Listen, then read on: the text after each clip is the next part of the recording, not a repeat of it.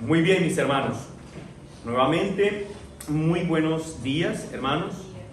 Dirijámonos, por favor, a nuestro texto de estudio, que como ya lo leyó hace un momento nuestro hermano Freddy, se encuentra en la primera carta a Timoteo, capítulo 4, y estaremos considerando el versículo 1 hasta el versículo 5.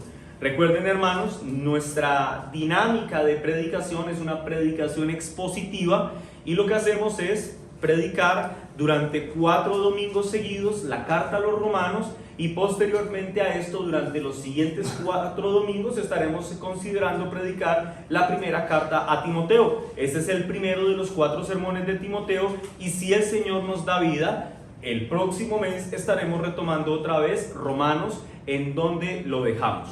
Con eso en mente, entonces, leamos lo que dice la toda suficiente palabra de Dios en Primera de Timoteo, capítulo 4, versículo 1 en adelante. Dice así la bendita palabra de Dios. Pero el Espíritu dice claramente que en los postreros tiempos algunos apostatarán de la fe, escuchando a espíritus engañadores y a doctrinas de demonios, por la hipocresía de mentirosos que teniendo cauterizada la conciencia, prohibirán casarse y mandarán abstenerse de alimentos que Dios creó para que con acción de gracia participen de ellos los creyentes y los que han conocido la verdad. Porque todo lo que Dios creó es bueno y nada es de desecharse si se toma con acción de gracias, porque por la palabra de Dios y por la oración es santificado. Amén. Ok, conviene, mis hermanos, que recordemos qué es lo que antecede a esto que acabamos de leer. Recordarán ustedes que en las últimas exposiciones que hicimos hace un mes de la primera carta a Timoteo, nos encontramos en el final del capítulo 3 con declaraciones gloriosas, asombrosas, excelsas que Dios estaba haciendo en relación a la iglesia. Vayan allí a Primera de Timoteo, capítulo 3, versículo 15, para que vean estas cosas tan hermosas que la Biblia dice respecto a la iglesia de Cristo. Primera de Timoteo 3, 15. ¿Estamos allí, hermanos? Amén. Dice así la palabra de Dios. Para que si tardo, sepas cómo debes conducirte, ¿en dónde? En la casa de Dios. Ahora él explica cuál es la casa de Dios, que es la iglesia del Dios viviente. Ahora luego revela el propósito de esa iglesia que es la casa de Dios. ¿Cuál es el propósito de ella? Ser columna y baluarte de la verdad. Noten qué declaración tan asombrosa que la Escritura hace respecto a la iglesia. Más ahora, de forma, podríamos decir, estrepitosa, el apóstol Pablo hace un cambio de ritmo. Primero, viene de exaltar la importancia de la iglesia y de decir cuán hermosa es la iglesia y de cuán importante es su labor en este mundo caído, que es ser columna y baluarte de la verdad, que tiene que ver con una proclamación fiel del Evangelio de Cristo. Luego de decir estas cosas tan maravillosas, el apóstol Pablo, iniciando el capítulo 4, levanta una seria advertencia a la iglesia para recordarle que aunque sea tan gloriosa, para recordarle a la iglesia que aunque ésta refleje la gloria de su precioso Salvador, ella no está libre del peligro. Recuerden, hermanos, la Biblia originalmente no fue un libro escrito por capítulos y versículos. La primera carta a Timoteo era una carta completita y los lectores originales leían los textos del versículo 15 que dice columna y baluarte de la verdad, inmediatamente leían lo que dice el versículo 16 sobre este himno que habla del misterio de la piedad de Cristo, pero inmediatamente después se encontraban con lo que para nosotros es el versículo 1 del capítulo 4, con esta advertencia en donde Pablo le dice a la iglesia de Éfeso: ustedes no están libres del peligro que supone la apostasía. En otras palabras, ustedes no están libres de encontrarse con la apostasía, ya que todos los que exteriormente pertenecen a la iglesia en realidad no todos ellos interiormente pertenecen a la iglesia. En otras palabras, mis hermanos, esta advertencia tiene un doble propósito.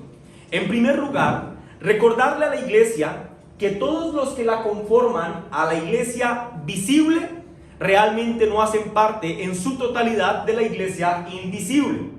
La iglesia visible somos nosotros, quienes estamos aquí sentados escuchando de la bendita palabra del Señor. La iglesia invisible es aquellos que de entre nosotros realmente han puesto su confianza en Cristo como Señor y Salvador. Y lo que Pablo está diciendo es, no todos los que estamos en la iglesia visible realmente pertenecen a la iglesia invisible. Ese es el primer propósito, recordarnos esta realidad. Pero en segundo lugar, el texto tiene otro propósito y es prevenir a su iglesia invisible, de caer en semejante trampa y error que supone la apostasía. La iglesia debe cuidarse de caer en terrible desgracia como lo es la apostasía. Ahora, hermanos, ¿qué es la apostasía? No quiero suponer que todos lo sepan. Niños, probablemente ustedes no saben qué es la apostasía, así que escuchen con atención. La apostasía tiene que ver con un renunciamiento voluntario a la fe en Cristo. Es decir, cuando hablamos de un apóstata, estamos hablando de un individuo que en algún momento de su vida manifestó creer en Cristo, pero después de un tiempo, por cualquier circunstancia, voluntariamente se alejó de Cristo. Eso hace que la apostasía sea diferente a la herejía. El apóstata es uno que abandona la fe y lo hace de forma voluntaria. El hereje no. El hereje, por ejemplo, no abandona la iglesia ni abandona su profesión de fe. Él sigue profesando fe, pero él adopta una interpretación contraria a la enseñanza bíblica. Esto lo hace sumamente peligroso. Podríamos pensar, para volver al punto de la apostasía, en un ejemplo moderno de apóstata. Por ejemplo, piensen en un hombre que ha profesado fe en Cristo, es más, que es pastor de una iglesia local, pero luego le han ofrecido un cargo como primer ministro o como concejal o como cualquier cargo político que ustedes quieran pensar, y él abandona a su iglesia por perseguir los ideales de una corriente política. Eso es una apostasía.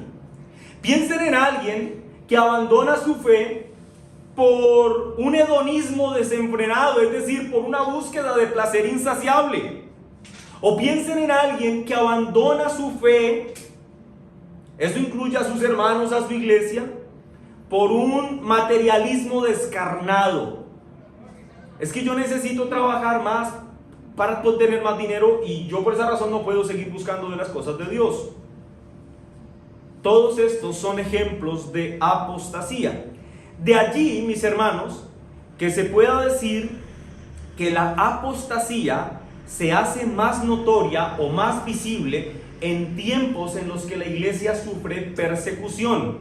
Cuando la iglesia es acosada por la persecución, allí muchos abandonan la fe. Y allí la apostasía está a la orden del día. Eso es apostasía, abandonar la fe y hacerlo de forma voluntaria.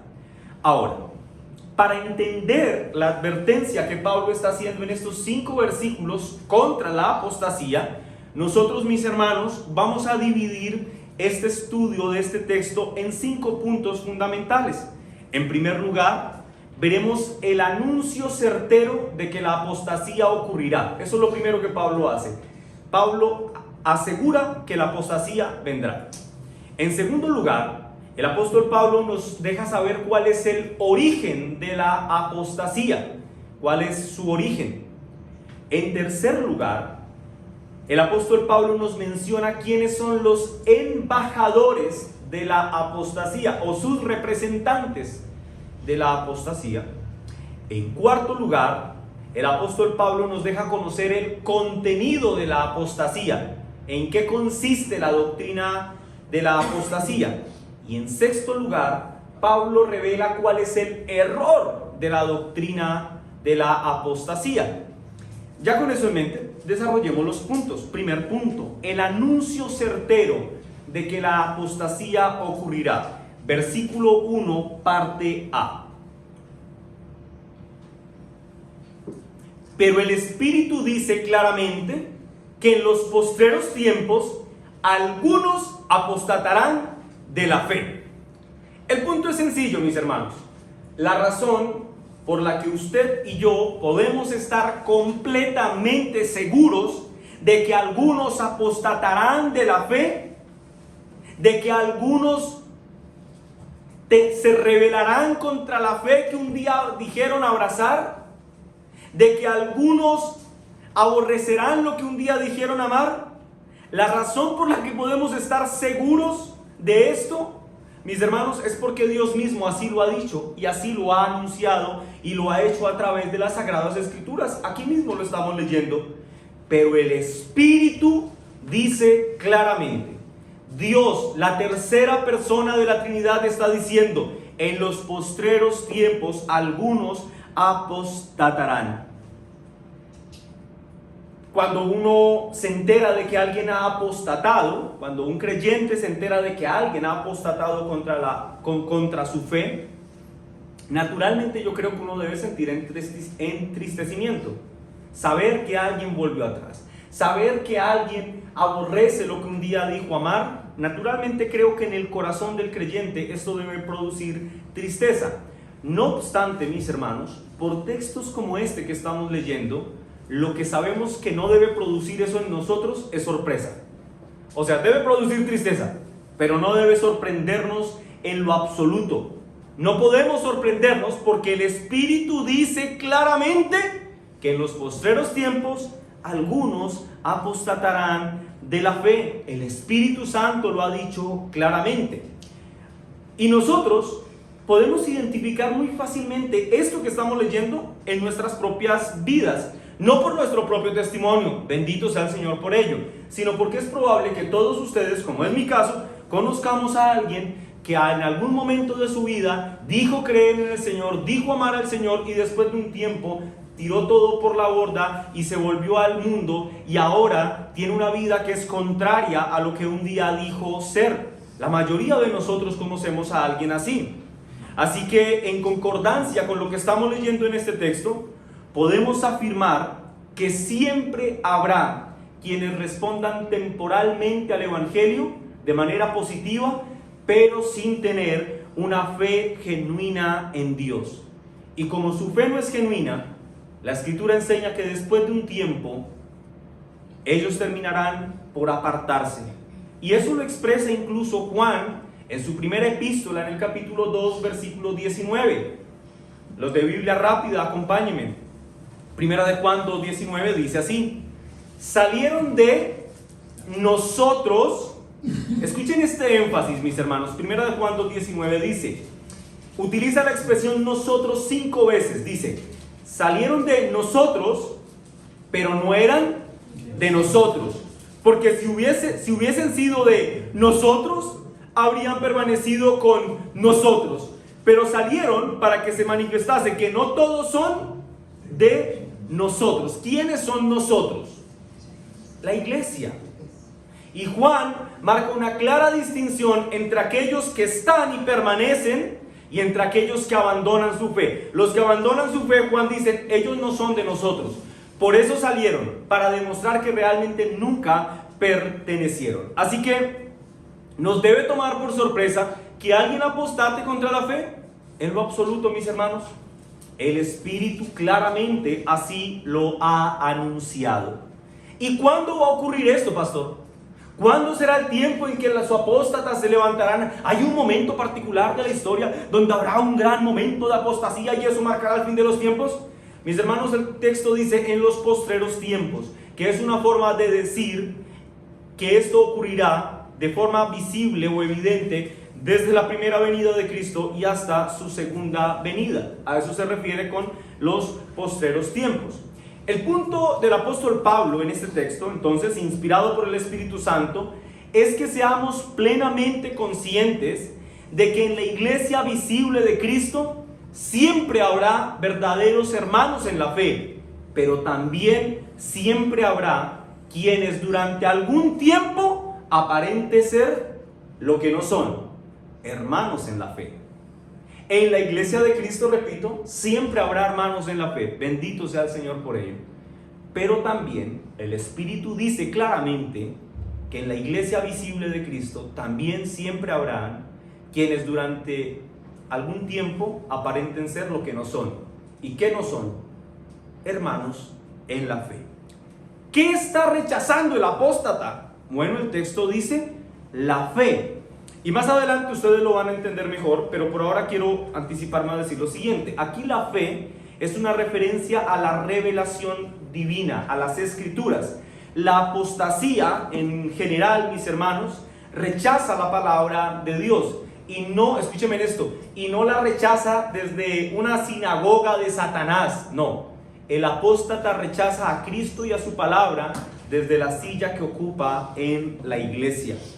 Y acto seguido, y como no podría ser de otra forma, el apóstata terminará rechazando a la iglesia de Cristo. Por eso, esto es un clásico, encontrarse con personas que han apostatado, decir cosas como la siguiente, 2 puntos. Mi iglesia y yo somos Dios en mi casa. Yo no tengo la necesidad de ir a ningún lugar a congregarme y compartir con nadie, porque eso es un montón de hipócritas. Es cierto, bienvenido, necesitamos otro más. Sí, aquí todos somos pecadores, redimidos por gracia. Bendito sea el Señor por ello. Pero ellos dicen, no, yo y Dios en mi hogar somos nuestra propia iglesia. No tengo que estar en aquel o en este o en aquel lugar para ser un buen cristiano. Esas son palabras que fácilmente ponen en evidencia a alguien que ha apostatado contra su fe. Entonces ya tenemos claro el primer punto, la certeza de que la apostasía vendrá. Segundo punto, el origen de la apostasía. Allí en el versículo 1 en la parte B dice, escuchando a espíritus engañadores y doctrinas de demonios. Hermanos, aquí el texto dice lo que dice. La apostasía tiene su origen en los demonios. O sea, la expresión espíritus es espíritus demoníacos, demonios, a eso se refiere. Escuchen lo que dice William Hendrickson comentando este texto. Dice, estos espíritus de los que habla el texto no son hombres, sino demonios. Ahora escuchen esto tan interesante que va a decir. Yo lo voy a explicar ahorita a profundidad, pero escuchen. Dice Hendrickson, refiriéndose a estos demonios, dice, ellos son como planetas, escuchen, planetas erráticos entre las constelaciones. Estos espíritus vagan, ¿cómo? Como planetas. Más aún hacen que los hombres vaguen, seducen y descarrilan. Cuando uno les presta oído, está prestando oído a doctrinas de demonios. Y digo que presten atención a esto porque es interesante. Hendrickson dice, ellos son como planetas erráticos. ¿Y por qué dice esto? Porque la expresión en griego, que aquí se define como engañadores, es la expresión griega planos, que es de donde traducimos nuestra palabra planeta, denotando que los espíritus son errantes. En otras palabras, mis hermanos, los demonios son engañadores porque hacen que los hombres anden errantes fuera de la órbita de la verdad. Quiero hacer un pequeño paréntesis. Pastor, ¿y ustedes por qué en los sermones siempre dicen que el griego, que el original, que el hebreo? ¿Por qué? ¿Porque quieren dar una distinción teológica o una curiosidad técnica? No, mis hermanos. La razón por la que muchas veces dentro de un sermón el ministro se siente obligado a citar algo tan importante como lo que acabamos de citar y que da tanta claridad a nuestra interpretación del texto, es porque creemos en que la Biblia es plenariamente inspirada por Dios, pero también verbalmente inspirada por Dios, y por eso consideramos importante ver el significado en el original de cada una de sus palabras. Cierro paréntesis. Entonces, los demonios, ¿qué son? Estos espíritus que llevan errantes en el error a los hombres que les prestan oídos. Pero miren esto, hermanos, contrario a la labor que los espíritus hacen de llevar errantes en el error a los hombres, la Escritura afirma que el Espíritu Santo conduce a los hombres que prestan su oído a Él hacia la verdad salvadora. Esto lo vemos claramente en Juan 16:13 cuando dice: pero cuando venga el Espíritu de verdad, Él os guiará a toda verdad, porque no hablará por su propia cuenta, sino que hablará todo lo que oyere y os hará saber las cosas que habrán de venir. El pastor John MacArthur, hablando de estos espíritus, de estos demonios, dice lo siguiente: los apóstatas no son en realidad víctimas de cultos profesores universitarios, ni son víctimas de falsos guías religiosos o incluso de astutos escritores u oradores. Ellos en realidad son víctimas de espíritus demoníacos, presentadores de mentiras desde las profundidades del infierno por medio de tales seres humanos.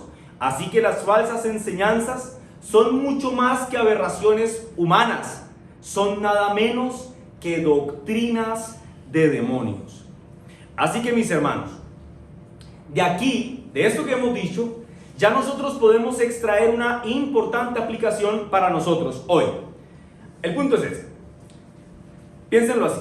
Si Satanás y sus agentes han elaborado toda clase de teologías engañosas para confundir y para engañar, pues la iglesia bien haría en tener cuidado de a quién está escuchando. Haríamos bien si nos volvemos selectos para escuchar a quienes escuchamos. Hermanos, recibir una enseñanza que contradice la verdad de Dios que es revelada en las Sagradas Escrituras es sentarse en las aulas de los demonios para escuchar las clases que ellos están dictando. Por eso es que es lamentable, mis hermanos, enterarse de que hay personas que profesan fe en Cristo, pero están ligados a supersticiones. Creen en los mantras, creen en el tarot o creen en esto que se ha vuelto un clásico en nuestros días, en las energías. Ay, mira, este lugar tiene como mala vibra. No, mira que esto no me da como buena espina. Vámonos de aquí. Después dicen, no, era discernimiento. Otros que creen en las revelaciones angelicales de ángeles dándoles mensajes de familiares muertos. Y otros creen en las profecías susurradas al oído. Dios me dice que te va a dar un carro rojo con luces amarillas, puertas verdes, llantas moradas. Y otros más extremos creen en los riegos del indio amazónico. Hermanos, prestarle atención a estas y otras cosas por el estilo, prestar nuestros oídos a este tipo de instrucciones, no es más que sentarse en la primera fila de las aulas demoníacas para recibir clase dictada por un demonio. Pero pastor, ¿cuál es el origen de la apostasía? Porque este punto es el origen de la apostasía. Ya sabemos que los demonios las promueven y que ellos dan vida a toda clase de falsa religión. Pero ¿cuál es el origen de la apostasía? Esencialmente, hermanos, podríamos decir que el origen de la apostasía o de esta seducción demoníaca tuvo su punto de partida en la tentación exitosa que ocurrió en el huerto del Edén. Allí, mis hermanos, Satanás torció la palabra de Dios y nuestros padres voluntariamente se rebelaron contra el mandato divino y abrazaron con firmeza el error. La apostasía no es algo nuevo, mis hermanos, y volviendo al primer punto, por eso no debe sorprendernos. Ha estado presente desde el origen de la iglesia. Veamos ahora el punto número 3, los embajadores de la apostasía. Ya sabemos la inminente realidad de ella, ya sabemos su punto de origen. Ahora, ¿quién la promueve? En este mundo, ¿quién la promueve? Versículo 2. Por la hipocresía de mentirosos que que teniendo cauterizada la conciencia. Noten que el texto a estos promotores de la apostasía los define como hipócritas y mentirosos.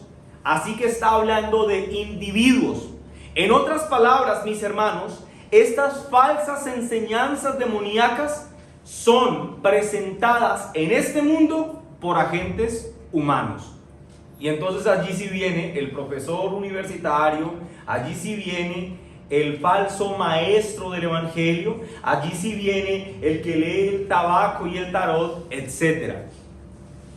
Al referirse nuestro texto a estos promotores como hombres hipócritas, nosotros podemos deducir que cuando una persona escucha a estos hipócritas, podría parecernos que estamos escuchando a alguien que es muy piadoso y muy erudito. Por eso los llama hipócritas. ¿Por qué? Se muestran como no son realmente. Hermanos, los embajadores de la apostasía siempre hablarán como saben que quieren ser escuchados.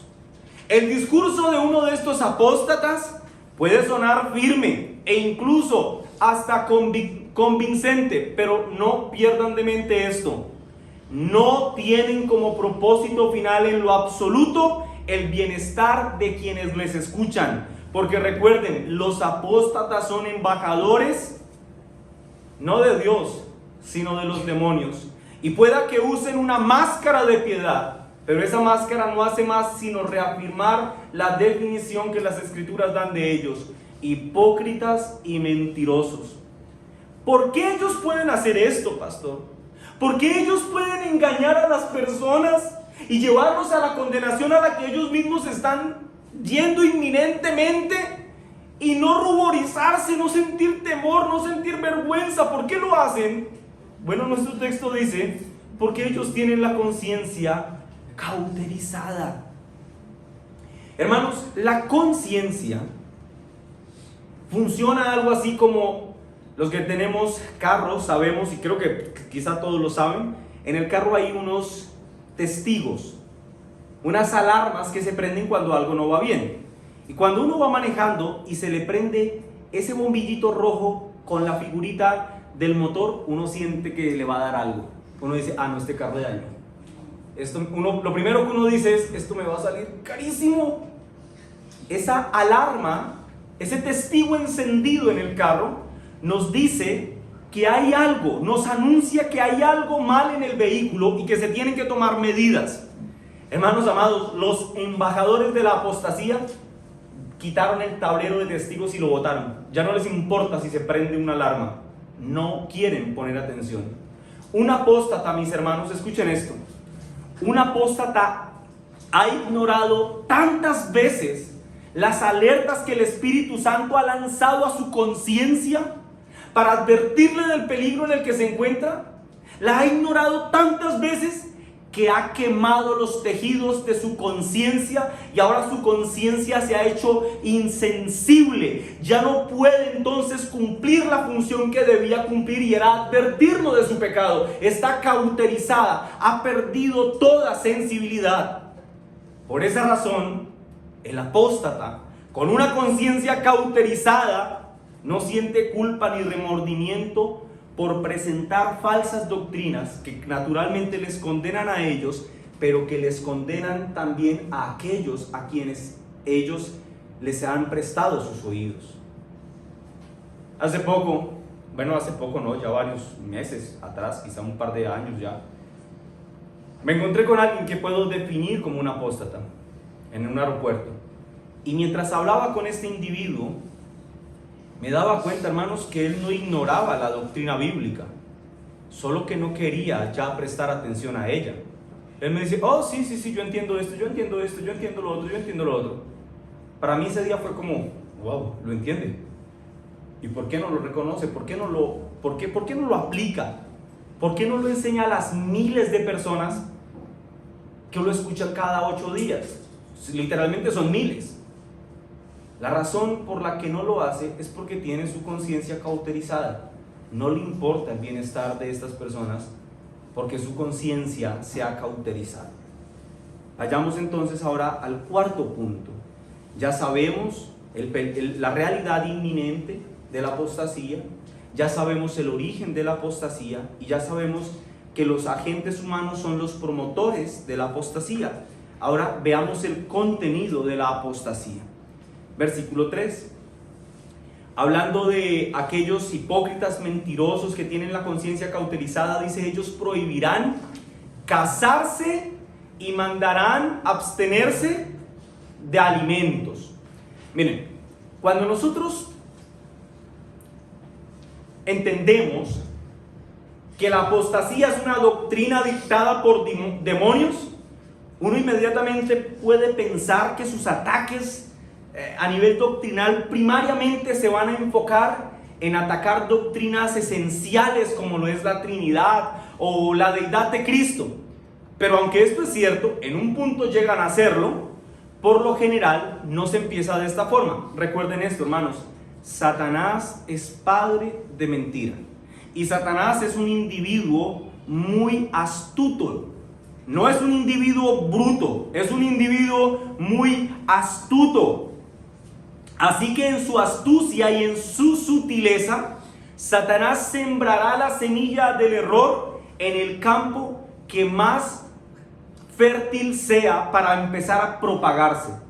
Si llega a atacar una doctrina como la Trinidad, bueno, la iglesia ya tiene suficiente equipamiento teológico, histórico y doctrinal para hacerle frente. Pero Satanás siembra su semilla del error en aspectos que parecen de menor importancia. Nosotros podemos notar en este texto que estamos leyendo de estudio que los promotores de las doctrinas del error al interior de la iglesia de Éfeso habían centrado o hecho un énfasis en su enseñanza errónea en dos aspectos que podrían parecer de menor importancia.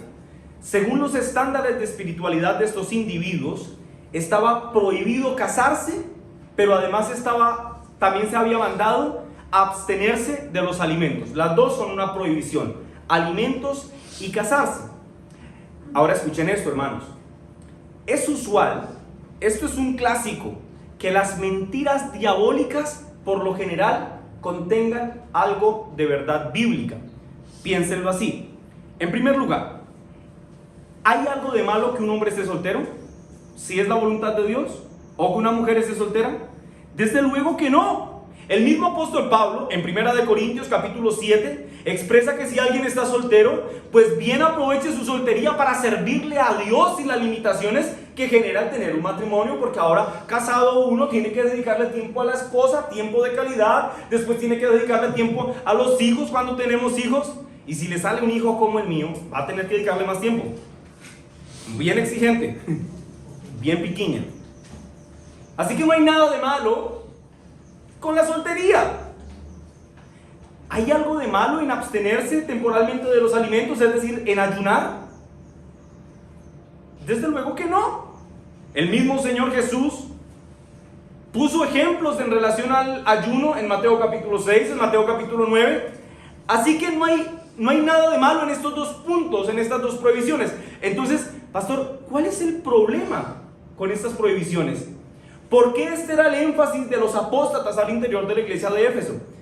Escuchen, hermanos, el engaño de estas enseñanzas está en ver el cumplimiento estricto de estas prohibiciones, matrimonio y alimentos, como elementos esenciales para la salvación. Ahí está el engaño. Hermanos, la idea de que medios humanos participen en la salvación de los hombres es un clásico distintivo de una falsa religión. Hombres salvándose a sí mismos, eso es una falsa religión. Recuerden esto. El apóstol Pablo en el primer versículo dice que el Espíritu dice que en los postreros tiempos algunos apostatarán. Y yo ya dije que la expresión postreros tiempos tiene que ver con el tiempo que transcurre entre la primera y segunda venida de Cristo, ¿verdad? No obstante, una hermenéutica general del texto nos debe obligar a no descartar una mirada escatológica de lo que el texto está diciendo. Es decir, cuando Pablo dice los postreros tiempos, quiere decir que a futuro, es decir, Pablo está profetizando que las personas apostatarían. Desde la era apostólica, esta profecía se está cumpliendo, mis hermanos. Siempre ha habido quienes apostaten.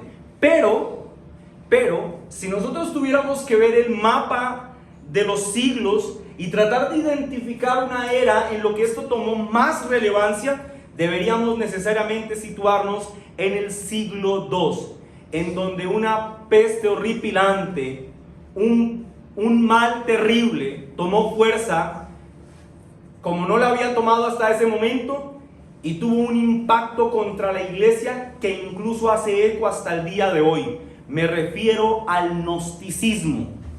El gnosticismo era una secta que elevaba la gnosis, es decir, el conocimiento por encima de la pistis, que es la fe. Según el gnosticismo, el Dios del nuevo pacto, escuchen esto, el Dios del nuevo pacto, es decir, del Nuevo Testamento, no podría haber creado el mundo, porque la materia es mala, es terrible, es abominable. Entonces ellos concluyeron que el mundo y la materia y todo lo que existe tuvo que haber sido creado por el Jehová del Antiguo Testamento. Ellos concluían que lo material era malo y lo espiritual era bueno, así que el cuerpo era malo. La materia en general era el enemigo a vencer dentro del gnosticismo. Para los gnósticos existían dos caminos para hacerle frente a este enemigo: lo material. El primero era apartarse completamente de lo material, y eso se conoció históricamente como el ascetismo. Y el ascetismo era la renuncia a las comodidades materiales de la vida con miras a lograr una felicidad y una percepción de plenitud sin la necesidad de cosas materiales como esta. De allí los monasterios, los monjes, etc. El otro camino, que es igual o peor de horripilante a este, para vencer al enemigo de lo malo que era la materia, era darle rienda suelta a sus deseos. Es decir, el gnosticismo decía: si la materia es mala y el espíritu es bueno y el espíritu no se corrompe, pues destruyamos la materia dándole rienda suelta a los deseos, a toda clase de inmoralidad, de fornicación, de mentira, de lujuria, etc. Hagan lo que quieran. Finalmente la parte espiritual de ustedes no se va a corromper y ustedes van a ir de fijo con Dios. Eso hace, mis hermanos, que para el pensamiento gnóstico, el matrimonio y la comida, al ser un aspecto que se relaciona con el mundo material, fuera visto como algo malvado y como algo que tenía que ser rechazado. ¿Lo ven? Matrimonio, esto es algo material. Alimentos, esto es algo material. Así que entonces, esa corriente gnóstica que decía, esto tiene que ser rechazado.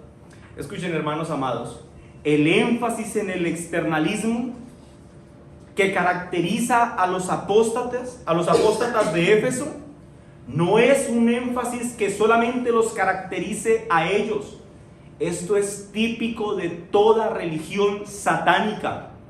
Si para el apóstata el punto de partida es que todo lo físico o todo lo sensual es malo y contamina, entonces no sorprende que ellos vean con malos ojos el matrimonio, que es material, que es sensual.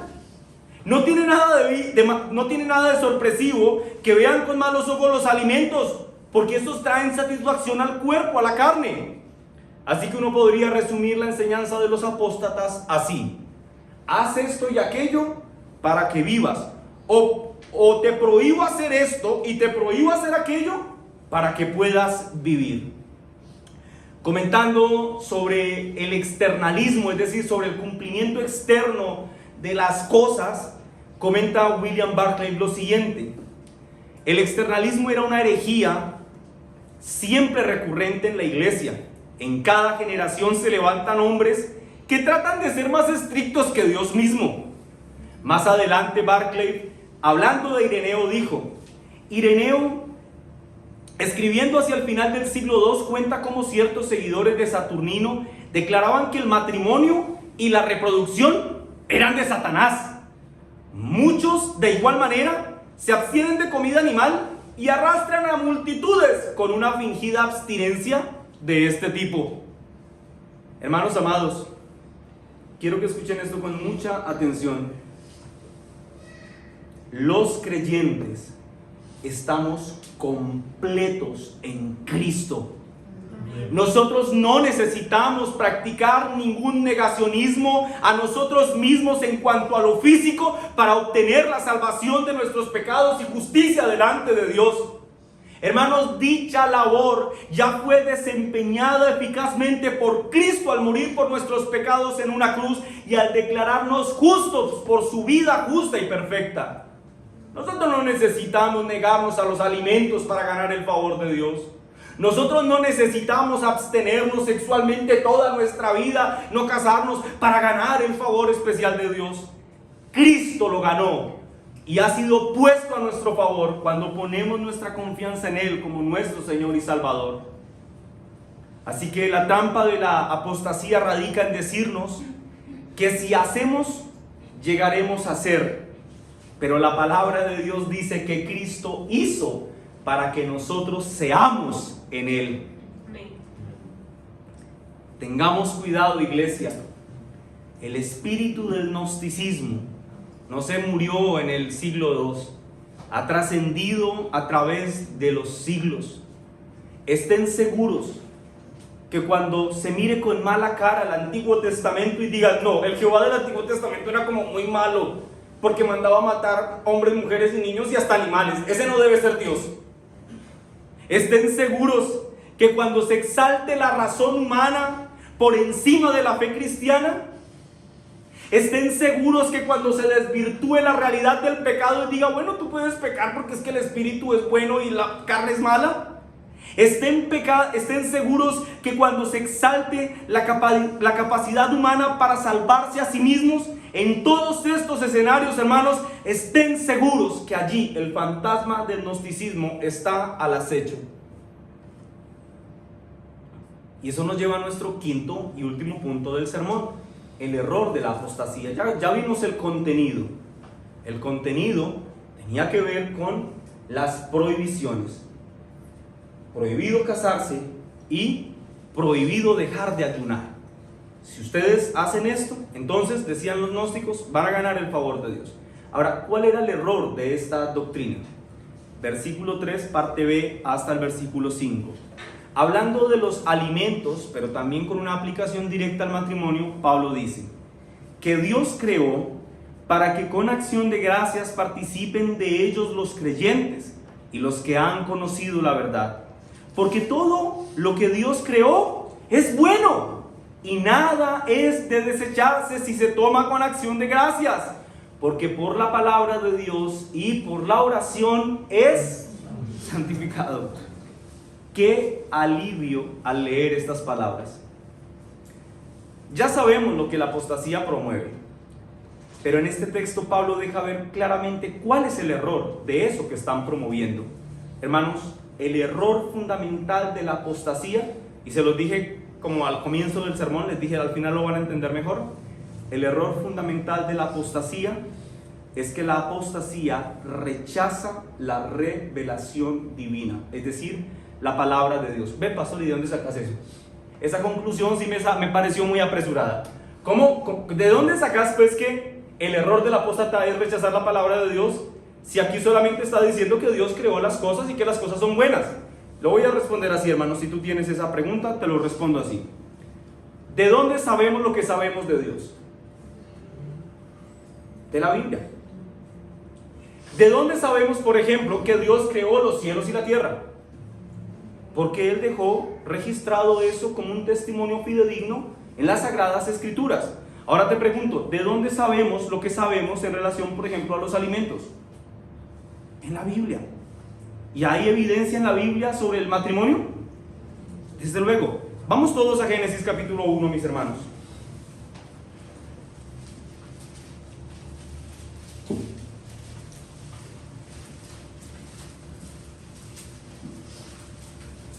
Génesis 1:27. Escuchen lo que dice la toda suficiente e infalible palabra de Dios en relación a los alimentos. Génesis 1:27. ¿Estamos allí, hermanos? Y creó Dios al hombre a su imagen, a imagen de Dios lo creó, varón y hembra los creó. y a los dos, ¿qué dice? Y los bendijo Dios y les dijo, fructificad y multiplicaos. Está hablando de que tengan relaciones sexuales para que se multipliquen, tengan otros niñitos. Dice, llenad la tierra y sojuzgadla, y señoread en los peces del mar y en las aves de los cielos y en toda bestia que se mueve sobre la tierra. Y dijo Dios, he aquí que os he dado toda planta que da semilla que está sobre la tierra, y todo árbol en que hay fruto y que da semilla. Luego, ¿qué dice? Os serán para comer. Versículo 30. Y a toda bestia de la tierra, y a todas las aves de los cielos, y a todo lo que se arrastra sobre la tierra, en que hay vida, toda planta verde les será para comer. Y así fue. Y escuchen lo que dice el versículo 31. Y vio Dios todo lo que había hecho, y he aquí que era bueno en gran manera. Y fue la tarde y la mañana del día sexto. ¿Está claro que Dios creó los alimentos para nuestro beneficio? Desde luego. Ahora vayan rápido a Génesis 2:18 y vean lo que dice la palabra de Dios en relación al matrimonio. Y dijo Jehová Dios, no es bueno que el hombre esté solo, le haré ayuda idónea para él. Versículo 20.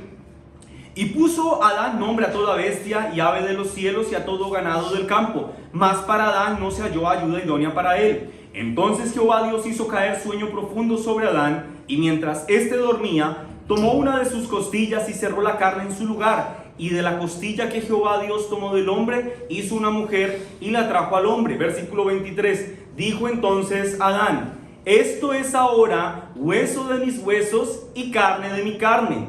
Esta será llamada varona, porque del varón fue tomado. Versículo 24.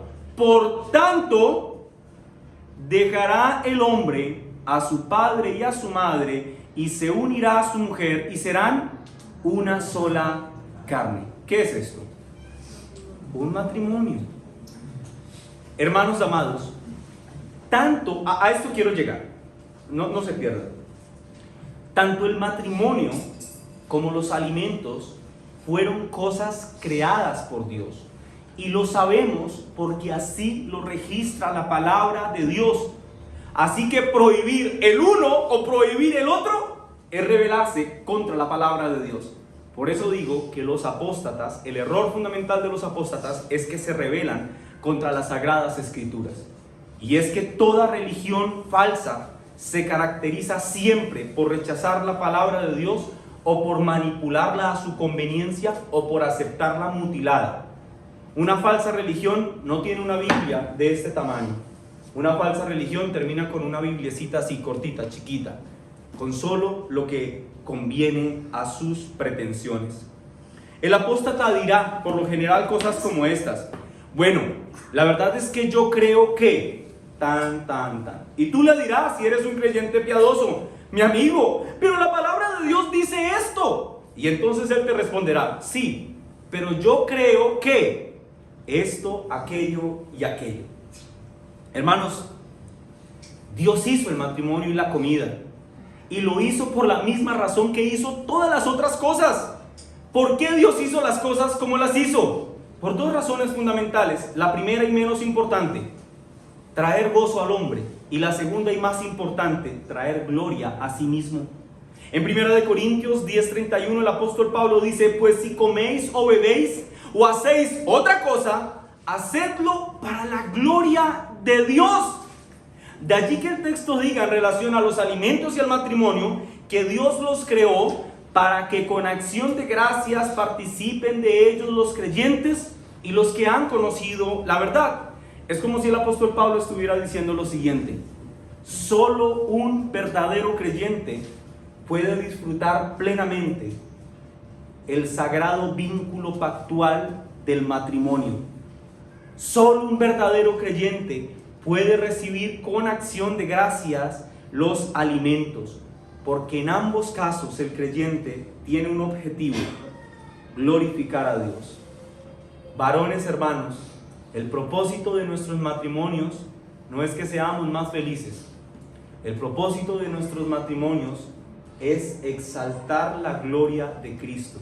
porque entre otras cosas nuestro matrimonio, hermanos y hermanas casados, y aún los solteros, escuchen con atención, nuestros matrimonios reflejan tipológicamente la realidad de unión entre Cristo y su iglesia. Esos son nuestro matrimonio, un testimonio andante del vínculo eterno e inalterable que existe entre Cristo y su amada iglesia.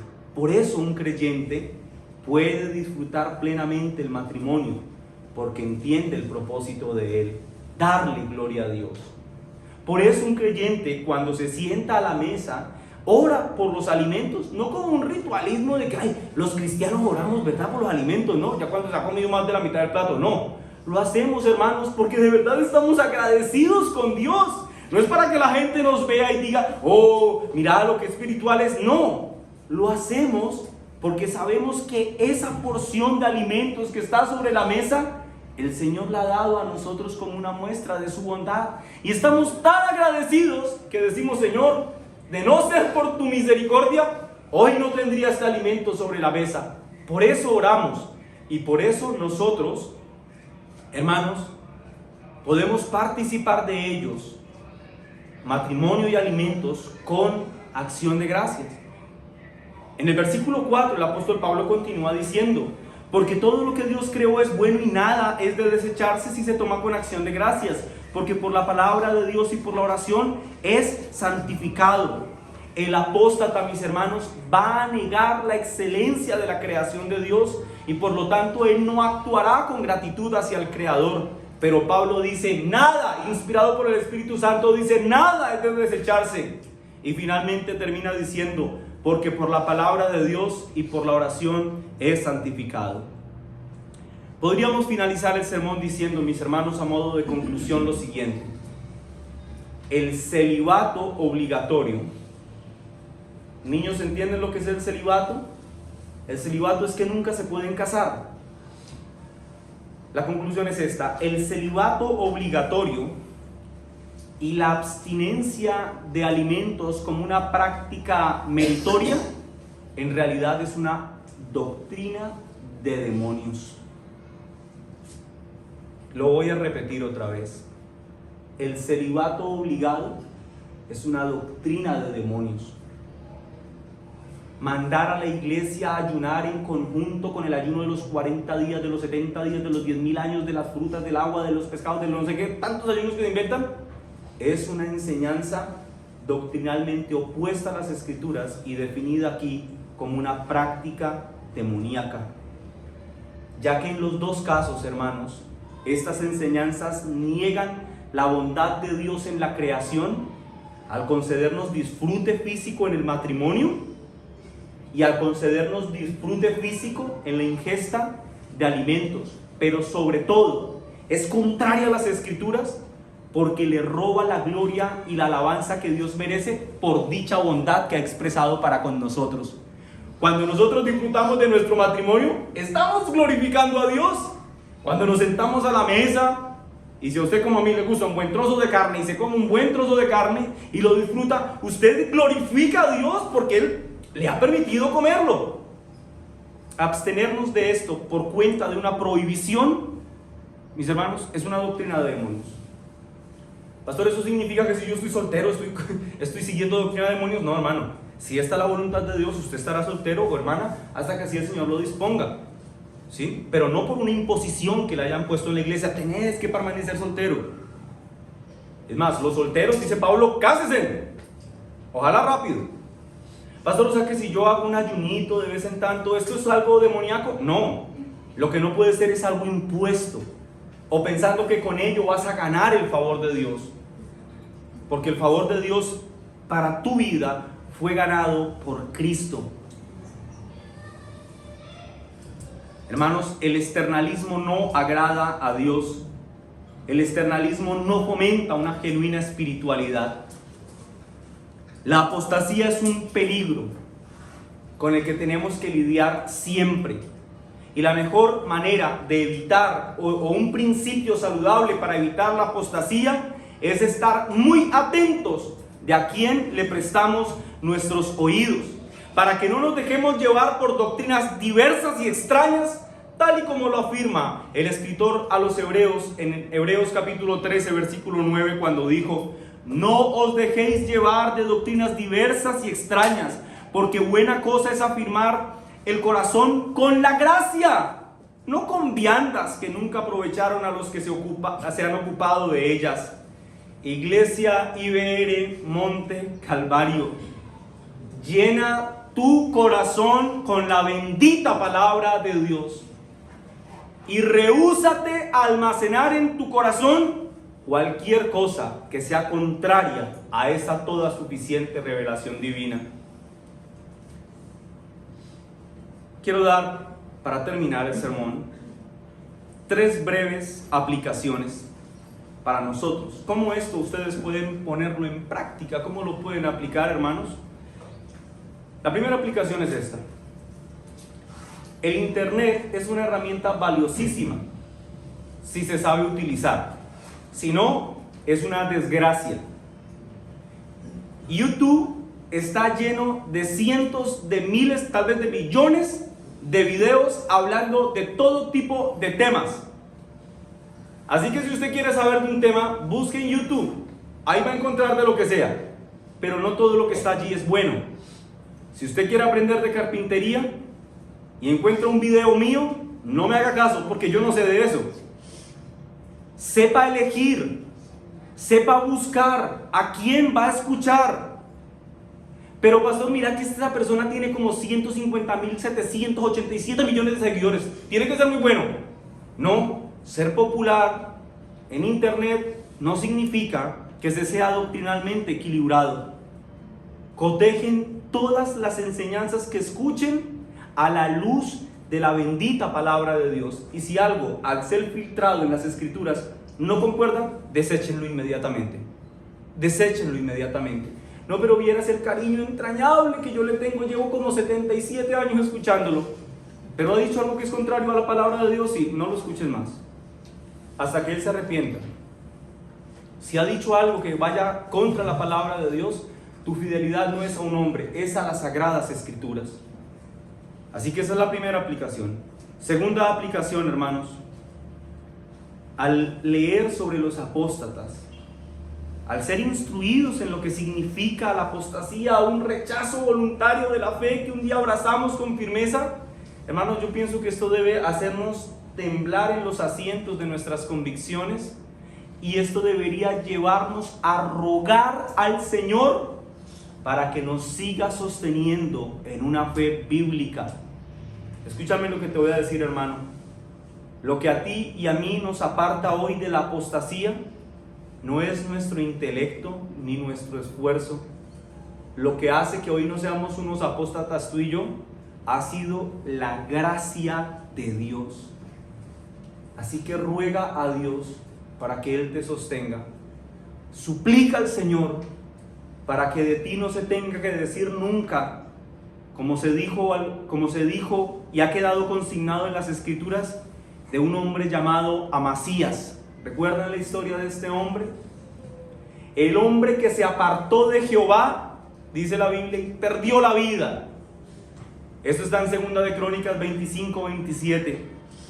Desde el tiempo en que Amasías se apartó de Jehová, empezaron a conspirar contra él en Jerusalén. Y habiendo él huido a Laquis, enviaron tras él a Laquis y allá lo mataron. Qué terrible, mis hermanos, qué terrible debe ser para alguien saberse tan cercano a la salvación en Cristo para luego estar sentado en el infierno. Se apartó de Jehová, dice el texto de Amasías, y se fue a Laquis, y hasta allá fueron a buscarlo y lo mataron. Iglesia, en esta segunda aplicación quiero recordarte, roguemos al Señor para ser sostenidos en una fe bíblica. Y en tercer lugar, iglesia, enfócate por proclamar la verdad de Cristo, con el propósito de que dicha verdad, libre del engaño y el error, a aquellos que están perdidos en ese engaño y en ese error.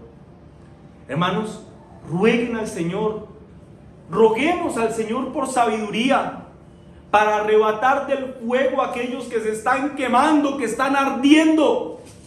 Pero roguemos también al Señor para que nos cuide y nos guarde, porque no sea que sacándolos del fuego terminemos quemándonos en el intento. Hermanos, recuerden en sus oraciones diarias a aquellos que un día dijeron creer en el Señor, pero apartaron su rostro del eterno gozo y escogieron caminar hacia la senda de la condenación en el infierno. No dejes de orar por los que hoy comulgan en el error. La puerta de salvación no se ha cerrado, y lo sabemos porque hoy la palabra de Dios ha sido anunciada una vez más, y hasta que esto ocurra sabremos que la plenitud de los gentiles ni la totalidad de Israel han entrado al rebaño eterno que será redimido por Cristo. Hermanos, demos gracias al Señor por su bendita palabra en oración. Amén. Bendito Padre, gracias te damos, oh Rey, en el nombre de Jesús,